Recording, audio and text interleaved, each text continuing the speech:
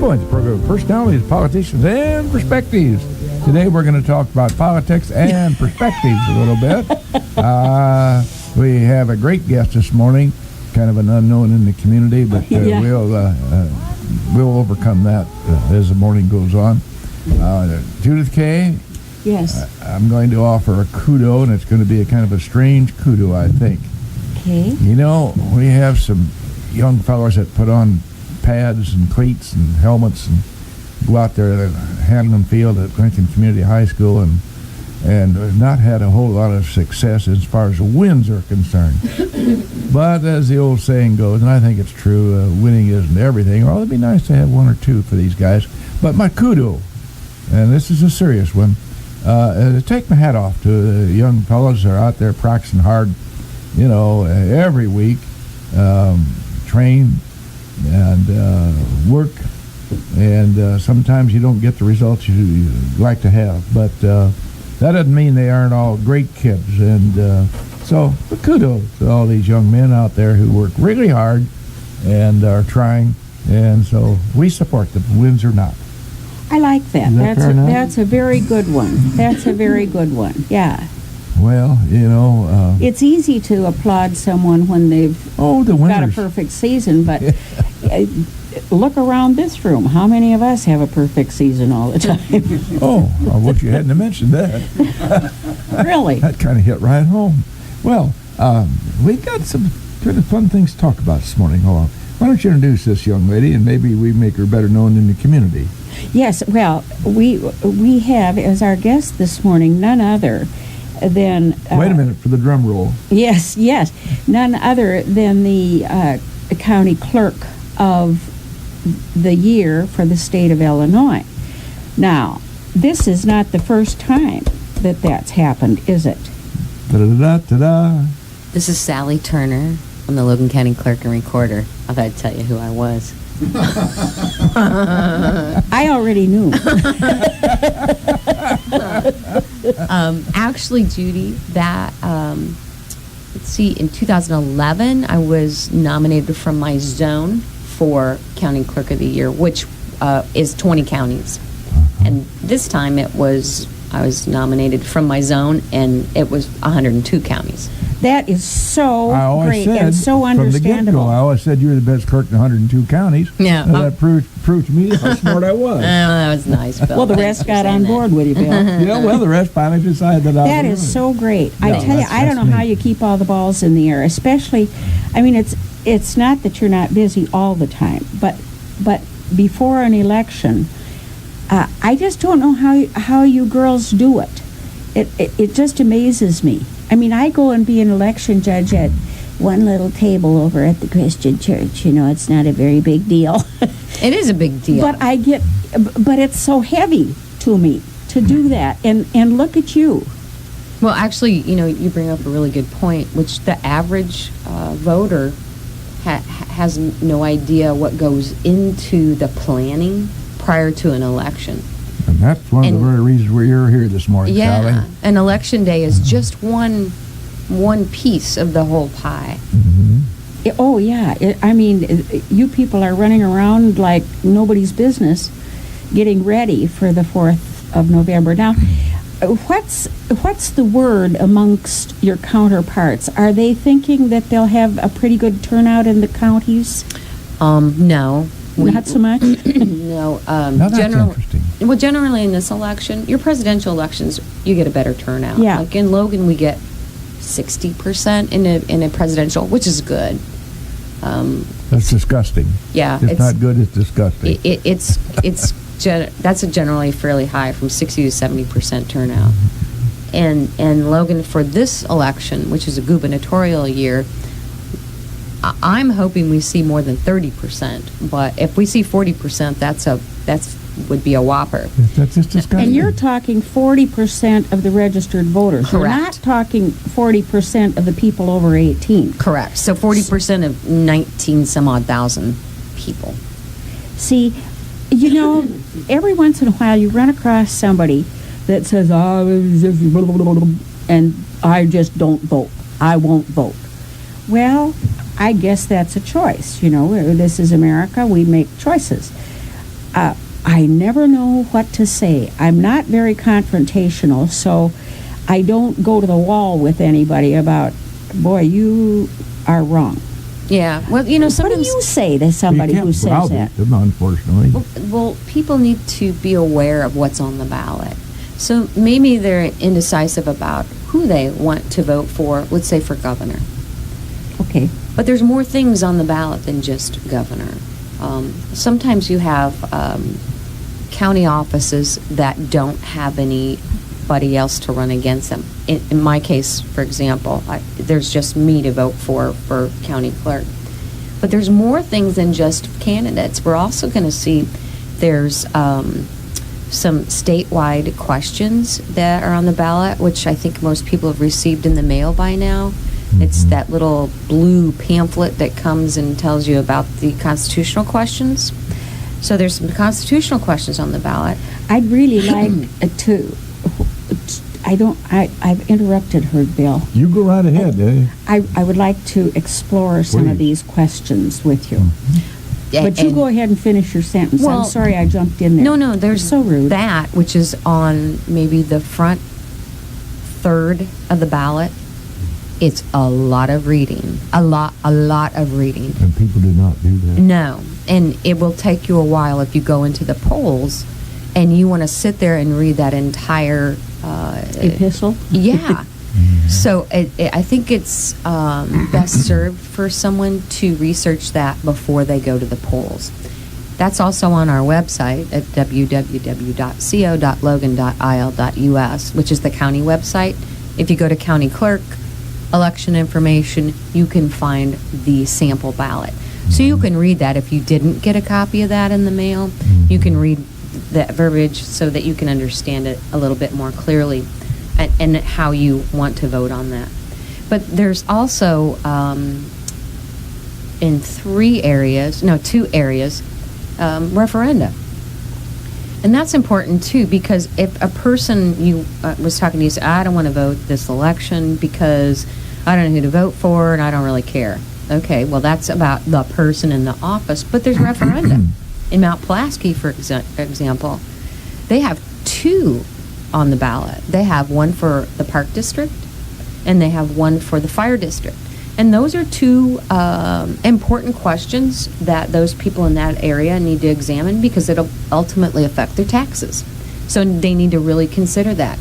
So not only should a person examine whether or not they want to vote for an individual who's running for an office, they really need to look and see what's on the ballot because there may be something more than just that question. Exactly.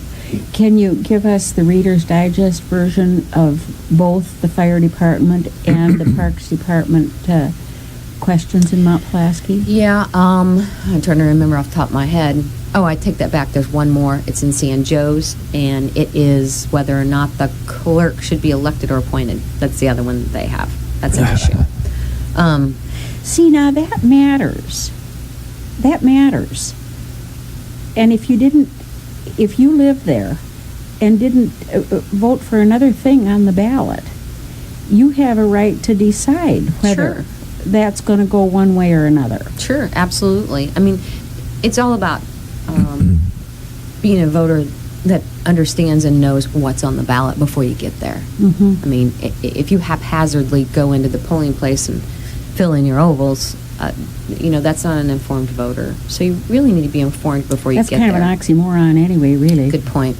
Also, in the Courier and in the Shopper, and I believe the way that Ted's setting that for the weekend of the 20th, there'll be a pullout with the sample ballot in it. Mm-hmm. So that'll help people, especially the ones that don't get the Courier. Everyone gets the Shopper, so that'll be available for them to view.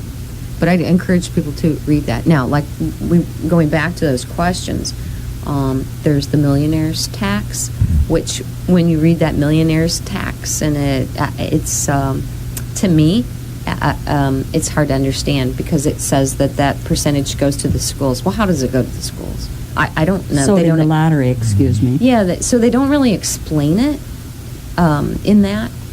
Trying to think of the other ones. One is whether or not the state of Illinois should offer birth control with their health plans. Okay, that's kind of random. Yeah. And then let's see, there's one more. I'm trying to think off the top of my head what the other one is. But people have strong feelings about that on both sides. Yeah, but I guess that this is only my personal opinion, so no one call in and yeah. But my personal opinion is that that's what my state representative is for, and my state senator is for. That I offer them my thoughts on issues, and they take my thoughts and issues to the House and the Senate and represent me there. I really don't need an advisory referendum to take up area on my ballot, which costs a lot of money, and then they have to publish constitution. Well, that's not a constitutional question, but they have to get the word out. So those things are, I guess I don't find a place for them on my ballot, but that's what they choose to do. The other one I was thinking of was a constitutional question. That's an advisory question, which is different. Right. Advisory just means they want our advice. Constitutional questions, we have the crime victims bill. It's about crime victims' rights, and that's something that you need to read in depth. And also there is another constitutional issue, and it is voting rights for everyone. And although we already have that in our Constitution, that anyone can vote, this expands the list and includes sex and gender and marital status, all those things, and it makes it larger. And so they wanted to encompass that into the Constitution too. So again, lots of reading. Would you hazard a guess, Mrs. Turner, as to what percentage of the electorate reads the information that is disseminated from your office prior to the election? Well, one thing, Bill, is that what we disseminate would be notices. And I hope that they read the notices, because those are important, because that tells a person when they can and can't register and things to that nature. But regarding the constitutional questions and the advisory questions and things of that nature, that would be provided by the state government, and that'll be in your newspaper at some point in time. I don't know if it's been there yet, but it takes up A lot of space. 2 pages of newspaper. You know, and the other thing is the state law is that they have to be published. So the expense to publish that in 102 counties is probably quite large. And the state is the one who pays the freight on that then? I believe they publish themselves, but we also have to publish that as counties. We have to publish our ballot, so we pay for that. Well, we pay for it no matter who pays for it. I'm just sitting here thinking, ladies and James, this kind of brings back, there's a fruitcake Congress lady, comes from the West Coast out there, and she said something to the effect, well, we have to pass it so we know what's in it. Well, here we are talking at the local level here in Logan County, and folks are going to go and vote on things about which they really don't know very much at all. Yeah, the advisory questions again are just, and they want your advice. We don't have fruitcake voters here. No, we do not. Is. But the 648-5510 if you want to argue with me on the that. constitutional questions are something that we need to read and understand. Well, and reading and understanding are 2 different things. Yeah. And Judy knows, as an election judge, when individuals come in to vote and they pop their head out of the booth and they say, okay, I don't understand this question. Well, it's not really up to Judy as an election judge to explain what the question means, because to her it may mean one thing, and to another person it may mean another. So, and if I try to explain something to someone, it would be liable to be skewed, because I would present to them what I views, get in it. right? You know, You're right. So it would probably be out of line. Yeah, I She's agree. turn unbalanced. That's right. Yeah, not so much. With the unbalanced, unbalanced really. Really, But as an unbalanced. election judge or an election official, I think the best thing to say is you need to read this in depth. This is a yes or no question. Yes meaning that you support the language that's in there, and no meaning that you don't. That's pretty much all you can do. Now, there would be no rule that says they would have to stay in the voting booth. If you really have a serious question, better late than never to address it. Couldn't you back out of the voting booth, go stand by yourself, Sure. and read the whole thing over and make your decision and then go back? Sure, you could, Judy, and you're right. If you think back, I think this was, I can't remember if it was 2 or 4 years ago, in Florida, where people are up in arms about how long they had to wait at the polling place. I don't know if you recall that. There was a long line. Well, I guess I really didn't think about it until my niece called me that lives down in Florida. And she said, you should have seen our ballot. It was 4 pages long. Oofta. Now, if we had a 4-page ballot, it might take a while for us not only to read it all, but to, digest it and cast your ballot. Oh, my But word, that's, yes. I guess, what the problem turns into is that if we don't know or aren't knowledgeable about what we're voting on before we get in the booth, then that makes it hard for other people to get in there in a timely manner and get out. Oh, sure. So we need to be knowledgeable about what we're voting on and what's on our ballot prior to. Just be a good scout. Be prepared Yeah. before you get there. And you mentioned about voter turnout. Yesterday we checked, and I believe there was 384 absentee applications. Not that the ballots have been returned yet. No. But we had 384 applications, which is fairly good for this election. However, I don't see that that means more people are voting. I see that's the same voters that would have gone to the polls anyway. They're just choosing to vote absentee. By mail. Well, right now, Judy and I are going to vote for our sponsors because that's very important. So we'll step into the booth and close the curtain, and Jim will bring the sponsors' messages to us. Right back to the studio here at Logan's Viewpoint. Our guest this morning, the co-host would be Mrs. Judith K. Busby. Should certainly make that emphasis. Our guest this morning has been certified, as I've always said from the get-go, best clerk in 102 counties. Well, that's been certified now, so it makes me feel like I knew what I was talking about. That's right. So now, Sally, we have the opportunity to come in and vote in your office now. Are you seeing a trickle daily coming in there? Yes, we are. So what would you guess on the early voting? Well, early voting, the word early voting has not begun yet. And so that's something actually we can talk about a little bit. Oh, yeah. But absentee voting has begun. The terminology in the election world is just unbelievable. Early voting, grace voting, absentee voting by mail, absentee voting in person, and now we have a registration on Election Day, which I do want to talk about. Definitely.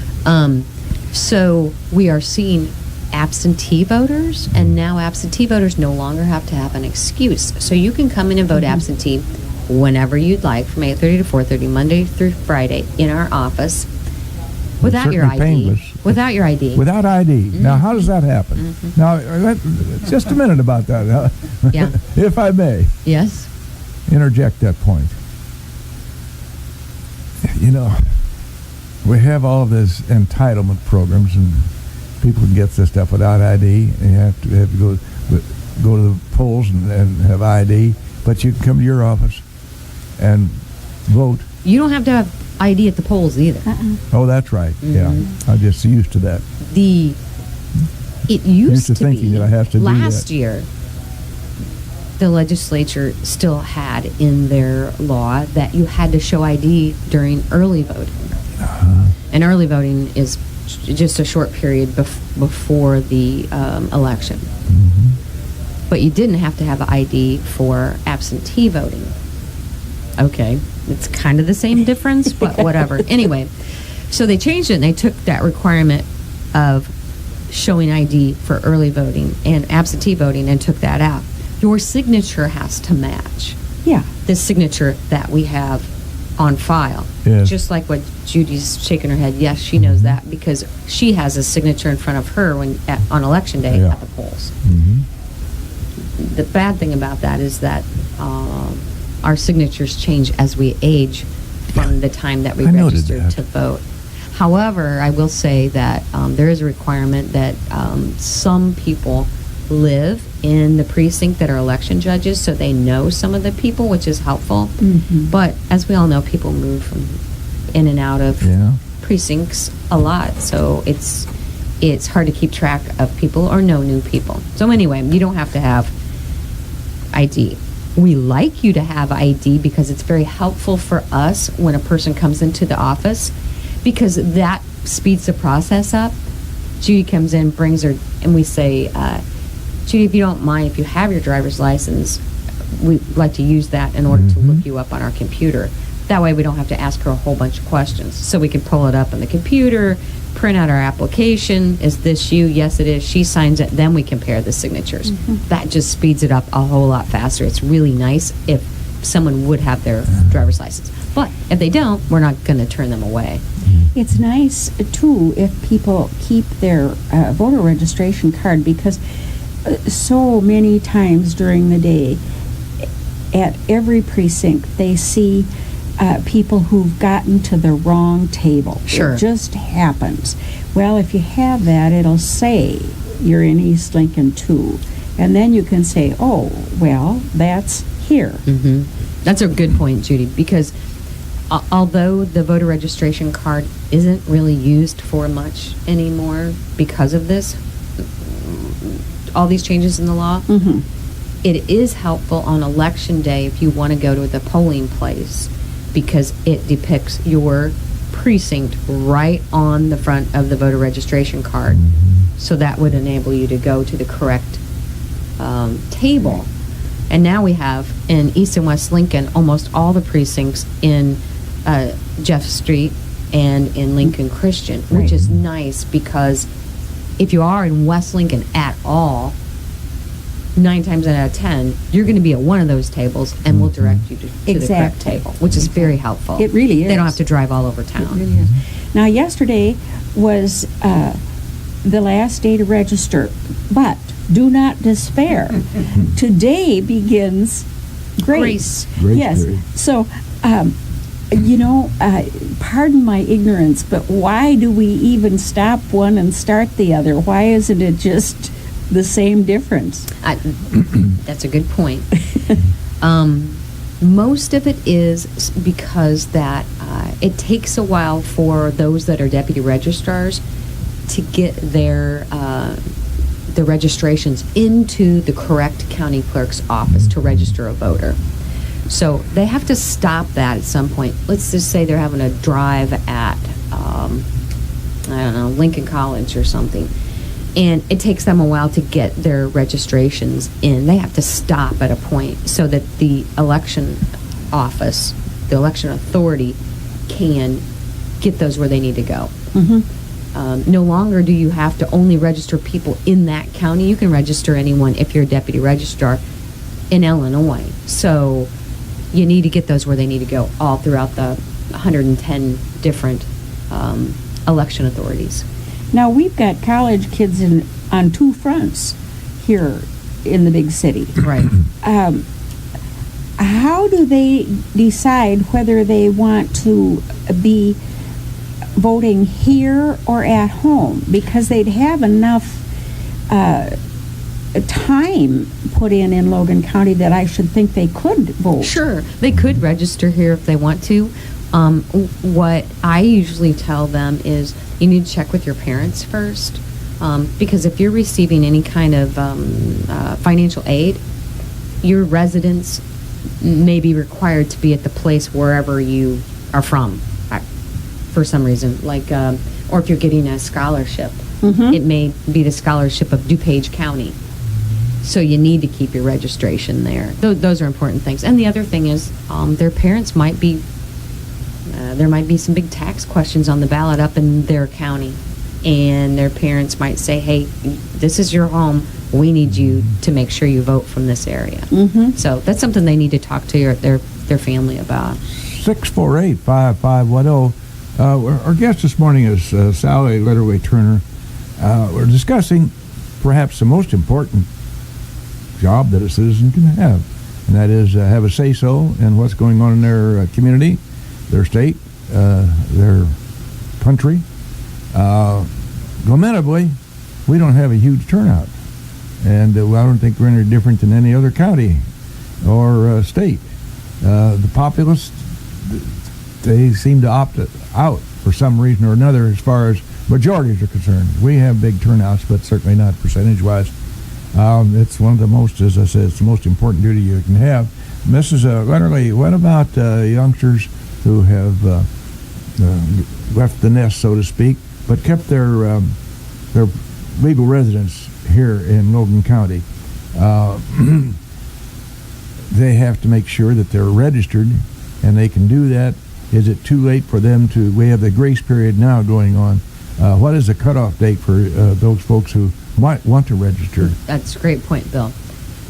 Anyone that has moved, changed their name, changed their address, must come into the county clerk's office, register to vote, 2 forms of ID, and cast their ballot at the same time. That's why it's very important that they look at the ballot prior to them casting the ballot, of course.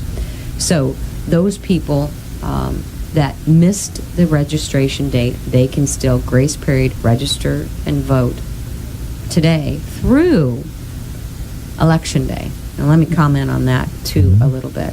The laws changed. We don't have same-day registration. That's not the way the legislature has interpreted it, or that's not what they wanted to happen. This is grace period registration on Election Day. And the only way a person can do that is, let's say, for instance, they go to Judy's poll, and they get there, and Judy says, oh, your name's not in the book. We don't have you, we don't show you that you're here registered to vote. Judy calls our office, checks our office. We don't see where they're registered to vote either. They may have thought they did. We don't know. Whatever the case may be. She'll send them in to our office. Our office will be open the same hours as, although it's open way longer than that, our office will be open the same hours as the polling place, and we're considered a polling place, and also then the registration place on Election Day. A voter can come in, bring 2 forms of ID, register to vote, and cast their ballot, grace period ballot, on Election Day in our office, if they're not registered to vote. We're not a polling place for random people just to stop by because they're in town and cast their ballot on Election Day. It's only for those who have failed to register to vote. So they can come in there and they can cast their ballot. The thing that we do, though, is we take those ballots and we separate them. They don't go through a machine and be counted at that time, because we wait for the election judges' returns to bring their applications back in to make sure that person somehow didn't vote in the polling place and then vote in our office. No early and often. Yeah, so that's important. And in Logan County, that's our practice. There's not a lot of direction that we've been given from the legislature as to exactly how that process is supposed to happen. Many of the larger counties have poll books, which are in-precinct books that they can immediately look up a voter and immediately show that they voted. In Logan, we don't have that, and we don't have the money to get that. And if the state continues to encourage what they're going to call same-day registration, every county, well, every polling place in every county will have to go to poll books, which is a direct line to the state site and to the county site to make sure that person's not registered, nor have they voted anywhere else. That's going to be a lot of money. The state doesn't have, the county doesn't have it, we can't buy it. So if that's something that the state wants to go to, they're going to have to pay for it. We mentioned a little bit ago about somebody moving. just for example, someone who's registered here and has voted here for a long time, and then their job somehow takes them to live in Joliet. You can't come back here and vote, can you? Well, it You just can't. depends. If they still have a home here, if they still have a home, they didn't sell their home, and their intent is to come back to Logan County, yes, they can. A better example, I guess, would be a person that went to a nursing home. Okay, yeah. Sometimes people that still have a home in Logan County go to the nursing home, and their thought is it's a temporary stay at the nursing home. Yeah. And although maybe their family might think it might be a little bit longer, still in that person's mind, they still in their home, and they still think they're recuperating and they're going to go back and live in their home. That person, absolutely, that's still exactly what it is. But if they make the nursing home their permanent residence, which many people do, Yeah. that's when they need to register from the nursing home. As a new address. From there. Exactly. Mm-hmm. Yeah. You know, just sitting here thinking, folks, informational technology has kind of taken away what I would call a slice of Americana. Voting days, when we'd all gather at the courthouse with a great big blackboard Yeah.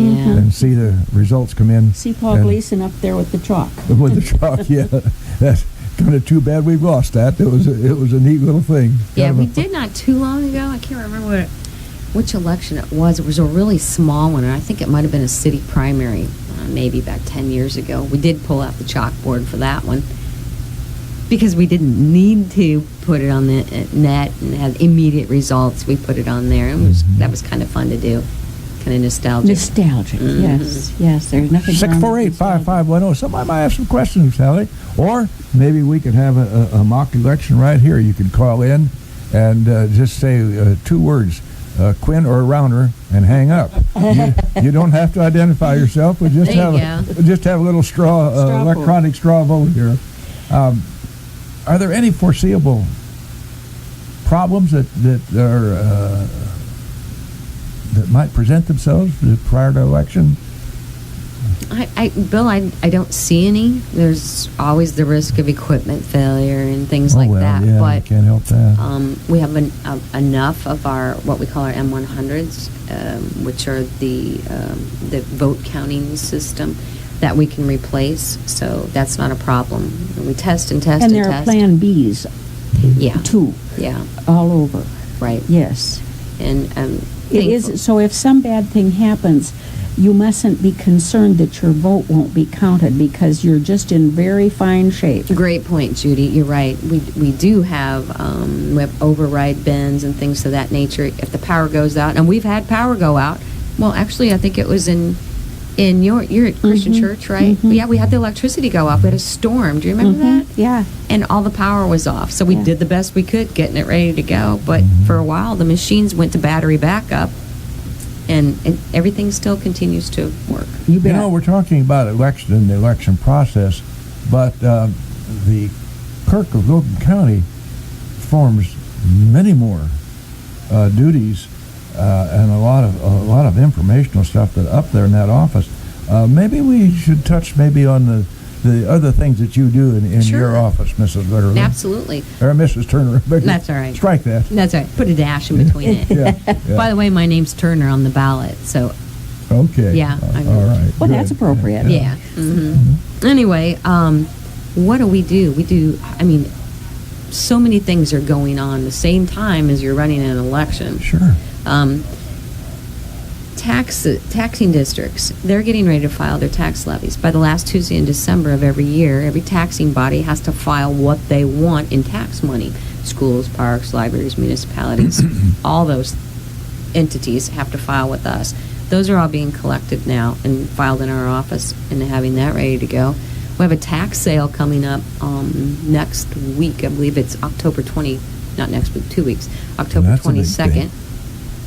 All the back taxes, that is a huge part of our office is tax redemption. The treasurer, Vicki Dugan, has the sale, and I'm required by statute to be there as well. We now do that all computerized, which that's just amazing, the difference. It used to be at auction where The buyers would come in and bid and put their hand up, and now it's all on laptops, and it's totally quiet. Yes, and you can hear them hitting the button for their bids. Is that right? Yeah, it's just amazing how much quicker.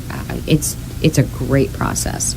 I know a couple guys who kind of made a career out of buying property that way, tax distress big property. Money. Yeah, it's a backward auction. Starts out at 18%, and so the buyers start at 18% and buy down to, of course, 0% if they want the property. So remember, it's not.